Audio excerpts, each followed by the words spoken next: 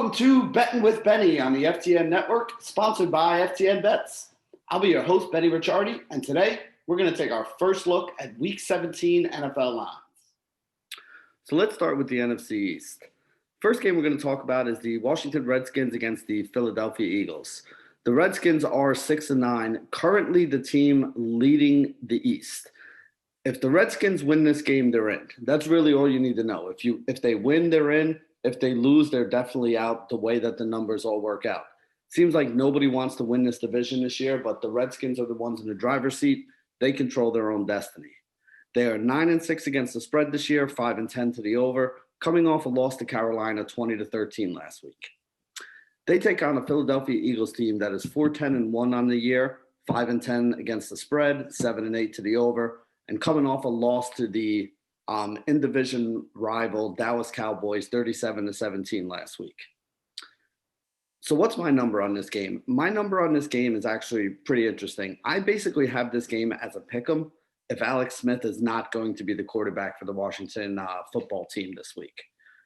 If Alex Smith is the quarterback, I have it more like Washington favored by 1.5 points. So looking at my number, even if you have it as a pick'em without Alex Smith, again, even money on the money line is where it should be on my numbers. So 102 on DraftKings, there's a little bit of value there. A lot? No, not really. And no, I would not feel very comfortable betting on the Redskins without Alex Smith, but it is what it is. With Alex Smith as their quarterback this year, they're 4-1, averaging 27 points per game. With any other quarterback not named Alex Smith, they're 2-8, averaging about 18 points per game. So it's obviously a big difference of whether or not he plays. So we're going to have to see how that works out. But as of now, like I said, worst case scenario, I think there's a little bit of value on Washington. If Alex Smith plays, then I think you're getting, a lot of value on Washington with them basically being the underdog here. So here's the deal. If Washington loses that game, it opens the door for the winner of this game to wind up winning the division and going on into the playoffs. If the Cowboys win this game, they'd be 7-9. If Washington loses, they'd be 6-10. Very simple to see how they would win the division. The Giants are actually the team that owns the tiebreaker over all these other teams. So if the Giants win here, Washington falls to 6-10. They would beat Dallas, so Dallas would fall to 6-10, and the Giants would move up from 5-10 to 6-10. And of those three teams, the Giants are the one that has the tiebreaker, so they would wind up going on. So technically, all three of these teams are still alive to win the division, and really the only thing any of them have to worry about is going out and winning this game. The Cowboys are 6-9, as we mentioned, 5-10 against the spread, 9-6 to the over. The Giants, 5-10, 8-7 against the spread, 3-12 to the over, which is actually the NFL's worst record to the total here. The Giants have played 12 under games this year of their 15 games, by far the most in the NFL. So what's my number here? My number on this game is pretty close to what's being offered right now. I have this on a neutral field being about 3.5 points. The game is in New York. I would give the Giants a little bit of a bump up for the home field advantage. My number comes out to Cowboys -2. So at 2.5, I don't really think there's a lot of value here. Listen, the game is at New York, and it's a do or die game for both of these teams. They do both need a little bit of help from the Eagles beating the Redskins, but either way, the only chance that either of these two teams have to move on to the playoffs is to win this game. So both of these teams are motivated and are going to be playing hard. My number -2, I don't really have anything to bet on here. So the next game we can talk about, the Pittsburgh Steelers against the Cleveland Browns. Steelers 12-3, 9-6 against the spread, 6-8-1 to the over, coming off a very nice comeback win against the Indianapolis Colts.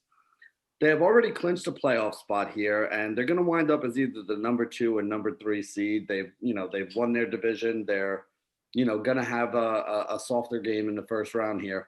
We have no idea who they're going to play, though, and the Browns are one of the reasons why. There are currently 5 teams that are tied at 10-5 in the AFC, fighting for the last 4 playoff spots.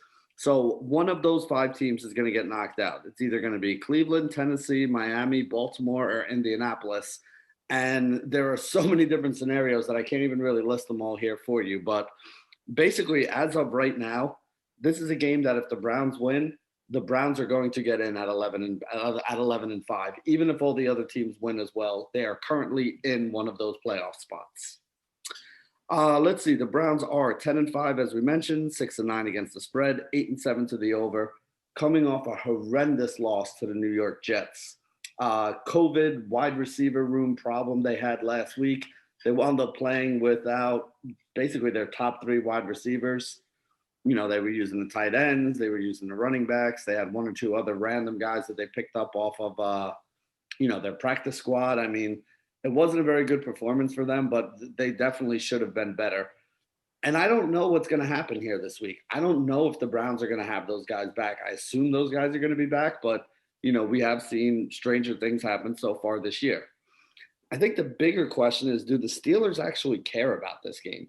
Like I said, they're already in. They're going to be the number 2 or number 3 team anyway, which means they're basically going to play one of these 5 teams depending on who wins and loses. So it's not even like they can win or lose to try to get a softer opponent. We still won't be able to figure out who their opponent is until all those games end. The Browns, on the other hand, I mean, if they lose, there's a chance they don't make the playoffs. Like, they have to go out there and win this game. I know it's a lot of points here, but I don't think that the Steelers are going to be playing their starters this entire game. I don't think they're not going to play them at all. I think Tomlin is one of those kind of guys that will put the starters out there at least for a half or so. But again, what's the motivation for the Steelers here? That's my biggest thing. Do I really want to lay 7 points with the Browns? No, I actually really don't. I mean, the Browns are not a team. They are a team that plays high-scoring games, but I don't know, man. This is just a rough number. Like I said, normally I would have the Steelers favored in this game, but since this is one of those situations where I don't think the Steelers are going to play all their guys, I really don't even know what number to put on this game.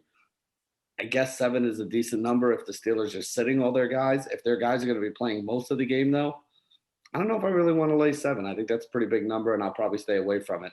Worst case scenario, if we hear the Steelers are going to sit guys, if you can tease this down to Browns -1 against the Steelers' second and third team, that might be the only thing I'd be interested in. The next game, another one with some playoff implications, the Baltimore Ravens taking on the Cincinnati Bengals. The Baltimore Ravens are 10-5. They are another one of those teams that's in that whole 5-way team for 4 spot thing in the AFC. After their win last week, they are basically in at this point, assuming that they win this game. So Baltimore goes out, takes care of business. They're going to be in the playoffs. They're 10-5 on the year, 9-6 against the spread, 7-8 to the over, and coming off that win against the New York Giants, 27-13. The Bengals are 4-10-1 on the year, also 9-6 against the spread, though, 7-7-1 to the over, and are coming off a win themselves against the Houston Texans, 37-31 last week. So when I run my number here on a neutral field, I get a number of just under 12. When I factor in home field advantage, I get down to a number of 10.5 on this game. So Ravens being favored by 10.5, plus the Ravens have some motivation here in this game. The number we're being offered on both of these sites right now is 11.5. That 11.5 is probably likely to even come down closer to my number because you can see over on DraftKings it's sitting at -106 right now. So they're asking you to pay even less than a normal -110 juice, which usually means that the direction the number is going to move is going to be down. So I would not take the 11.5 right now. I do think that the Ravens are going to win. You're not really teasing into any important numbers, so I'm probably just going to stay away from this one. So this next game is a little bit interesting to me as well. We have the Atlanta Falcons against the Tampa Bay Buccaneers. The Falcons are 4-11, which is actually the NFC's worst record, which is surprising. I mean, the Falcons seem like they have too much talent to be anybody's worst team in the NFC, but that is where we're at right now in 2020. They are 7-8 against the spread, 6-9 to the over, and are coming off a loss to the Kansas City Chiefs, 17-14, which is what I mean. It's like this team just feels like they're too good to only be 4-11. They've had a lot of close losses like this. A lot of them are their own fault, but this is a team that I would expect to bounce back and have a much better 2021 season. Let's see, the Tampa Bay side of this game. Tampa Bay is 10-5. They clinched a playoff berth, but they can't win their division even if they win this game right now. If they do win this game, though, they would keep themselves in 5th place, which is where they're at right now, which would guarantee that however that whole ridiculous shit show going on in the NFC works itself out in the NFC East, that they would probably wind up with the softest of all the first round games because they would play whoever that is, whether it's Washington or Dallas or the New York Giants, depending on how all those games work themselves out. So there is a little motivation for them to play hard and try to win this game here. They are 8-7 against the spread this year, 8-7 to the over, and coming off of a beatdown of the Detroit Lions, 47-7 over the weekend. My number on this game is Tampa Bay -7. So as long as Tampa Bay is playing all their guys, -7 is the number I have on it. As long as we hear that they're going to be playing all their guys and everybody's going to be in, teasing this down to a pick 'em, I think is a great thing to do as well. I have no problem laying the 6 if we know that the starters are going to play. Because if the starters are going to play and they're taking this game serious and they're saying, hey, if we go out and win this game, which is a very winnable game for us at home against a team that struggled, we're going to wind up with the softest of all the first round games here and a good chance to be playing into the, the second round with a chance to go to the conference championship. So I do think this is a game where Tampa Bay is going to be motivated. So I don't mind laying 6 points with the Bucs here. And like I said, if you want to tease it down to 0, if you hear the starters are going to be in there, I don't mind doing that either. Our next game to discuss, the New Orleans Saints taking on the Carolina Panthers.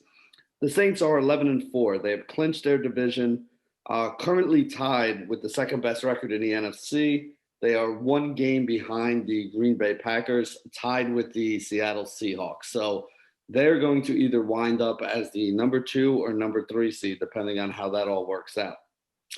They are 8-7 against the spread this year, 10-5 to the over, coming off a win against the Minnesota Vikings, 52-33.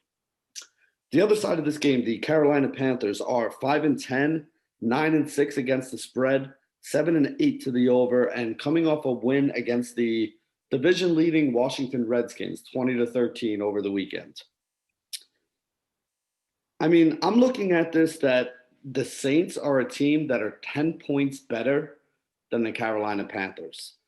So when I saw this line pop up 4.5 and 5, now anybody who's listened to this show before, or anybody who, has been following me for a while knows I am much higher on the Saints than I feel like a lot of the books are. And I have said this for 4 or 5 weeks right now. And we have bet this for 4 or 5 straight weeks right now. And with the exception of that one game where they lost to, that one game against Philly, we've pretty much been right for 4 of the last 5 weeks right now as well. Like I said, my number on this game is -10. So I'm going to look for some news and some information and make sure that all the Saints guys are going to be playing. And even if they decide to sit Breeze and Taysom Hill's the starter, I don't really think that changes much. I mean, we like this. We thought their number was too high, or we thought their numbers were being too low and they were being disrespected even when Taysom Hill was in there. So I don't really think it would change much for me here. As long as the Saints are playing most of their guys, or, their starters are going to be out there, they're going to be trying to win this game, I think that we have at least 4 or 5 points of value in this game. Now, again, if the Saints starters are not going to be out there, I totally understand why the spread is -5. And whether or not I agree with that, I wouldn't touch it at all. So that's really the information that you guys are going to need. Hopefully we get it before, sooner in the week. So this way, if we have a chance to wager, I would love to take this number if I thought the Saints were definitely going to be trying to win this game. So this is another game that has implications for the playoffs. And it should be a good thing for the Colts here, although honestly, the Jags have literally nothing to lose at this point. So Jacksonville is 1-14. They locked up the number 1 pick already, even if they win this game against Indianapolis. They are 6-9 against the spread, 8-7 to the over, and are coming off a beatdown loss to the Chicago Bears, 41-17 last week. The Colts are 10-5. Not only do the Colts need to win this game to have a chance to get into the playoffs, but they're also going to need some help with at least a loss from any of those other teams that are sitting on the bubble. Because right now, if the playoffs were to start today, the Colts would be the team at 10-5 that's on the outside of the bubble looking in. They are 8-7 against the spread, 9-6 to the over, coming off a loss to the Pittsburgh Steelers, 28-24, where they were winning in the first half and blew the lead in the second half. This looks like a big number, but it's actually not even big enough according to my numbers. I have, on a neutral field, I have the Colts favored by 2 touchdowns. So at home, my number would be more like 15.5 for this game. Am I going to bet a number at 15.5? No. Is there a little bit of value on that 13.5 minus 115 on FanDuel? Sure. The fact that it's 13.5 minus 115 tells us it's very likely to go to minus 14. And even on DraftKings, the 14.5 at minus 105 says it's also likely to come down to minus 14 as well. So the number on this game should probably be 14. I think that's where it ultimately ends up. It's just a lot of points. Do I really want to take 14? No, because then you open yourself up to the backdoor cover. You don't really tease it anywhere good. You get down to, 7.5 on FanDuel, 8.5 on DraftKings. Not really a number that I'm all that interested in. So do I think the Colts win this game? Yes. Am I going to have any money on the Colts winning this game? Probably not, because I just don't think it's going to be worth it. The next game we can talk about, the Seattle Seahawks, 11-4, clinch the division. They're going to end up as either the number 2 or number 3 seed, depending on how things work out with the New Orleans Saints this week. They are 8-7 against the spread, 6-9 to the over, coming off a win against the Los Angeles Rams, who are also very likely to make the playoffs. They beat the Rams 20-9, which basically solidified the division for them since the Rams lost to the Jets last week. San Francisco is 6-9 against the spread, 7-8 to the over, coming off a win against Arizona, 20-12. I think Seattle is going to come out and try to win this game. I think they're going to play because, like I said, there is a chance they can move up from the 3 to the 2 seed. But you don't know. There's also a chance that they could decide, hey, since we can't really drop anywhere, worst case scenario, we're the 3 seed. We're going to play the winner of the 2 seed in the wild card game anyway. The winner of the 2 seed and whoever their wild card opponent is anyway. So really, it doesn't matter. Let's take a week to rest. If they do that, you know what? Then maybe this number would be a little bit lower. My number on this game is actually Seattle minus 3.5. So when I see this at Seattle minus 4.5, I feel like that's a little high. FanDuel does too as well. Like I said, at minus 105 means it's more likely to go to 4 than it is to go to 5. I'm pretty much on market here, but my number also is taking into account that Seattle's going to go out there and actually try to win this game. So if you hear anything about them sitting guys or resting guys or anybody not playing, that would probably change my outlook on this game. But as of now, at 3.5, I don't really see any value in it if I'm being asked to lay 4.5 or 4. Not really something that I'm looking to do. And that brings us to our last game, one that really doesn't have any kind of playoff implications at all. Las Vegas, 7-8, 8-7 against the spread, 11-3-1 to the over, which is the best record in the league. Denver, 5-10, 8-7 against the spread, 7-8 to the over. When I put my numbers together for this game, I think Las Vegas is slightly better than Denver. And I think that the home field advantage for Denver makes this basically a pick 'em. So if I have a coin flip or a pick 'em here, I'm going to be looking at the money line because the spread is only 1.5, not really a number that interests me.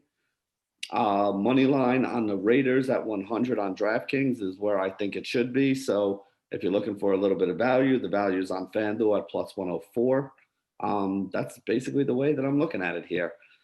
The fact that the Raiders at plus 1.5 is minus 113 on DraftKings, though, means that it is more likely to go to plus 1. And the same thing with the minus 1.5 and minus 108. Again, the next move is likely to go to plus 1 here. My number is a pick 'em. So even if you're giving it at a plus 1, that's still going to be fine. If it drops down to plus 1, you're probably going to get negative money line on both sides of this. I don't even want to lay the even money on DraftKings. So I definitely wouldn't take anything on the Raiders money line with a negative number in front of it. Right now, the best way you can do this is go to FanDuel, maybe hope that number on FanDuel goes up a little bit. If you could get this at like plus 105, plus 110, those would be the numbers that I'd really be interested in getting. I don't even want to take plus 104, to be honest with you. Because like I said, with the numbers that I have, I think the Raiders are better on a neutral field, but my numbers basically come down to a coin flip. And the last thing I want to say before I sign off here on the video, because Green Bay and Tennessee were playing on Sunday night while I was filming this video, those numbers weren't up on DraftKings yet, so I don't have those numbers for those two games for Week 17. Buffalo and New England play on Monday night, so I don't have those numbers either because DraftKings also doesn't release them until after they play their Monday night game and we know what's going on over there. So like I tell you guys every week, if there's any games that I didn't talk about here, feel free to drop me a line in the comments section below, or just feel free to go over to FTN Bets. As those numbers come out, we'll start having some commentary on them and let you guys know what we think and which side of the game we think we should be on. But until we actually get those numbers, there's not much I can tell you. Although, like I said, I did want to mention that those numbers are not part of this analysis because those games are still going on. And you never know what's going to happen. I mean, if Aaron Rodgers breaks his leg in the fourth quarter or something, whatever number I talk about in Green Bay right now isn't really going to matter all that much. So we usually wait until we have the information to talk about it. But there you go. That wraps it up for another episode of Betting with Benny, Week 17 NFL football on the FTN Network, sponsored by FTN Bets.